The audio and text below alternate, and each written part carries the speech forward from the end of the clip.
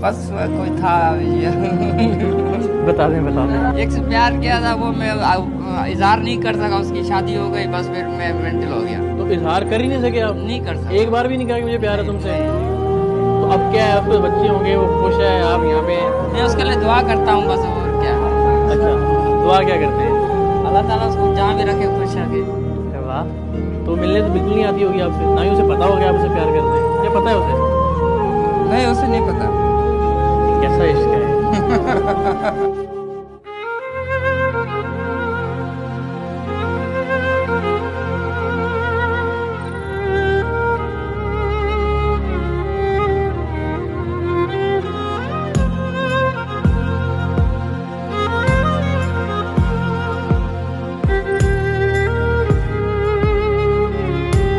Subscribe my channel Urdu Poetry Dil Ki Awaz for all kind of heart touching poetry. Don't forget to subscribe my channel.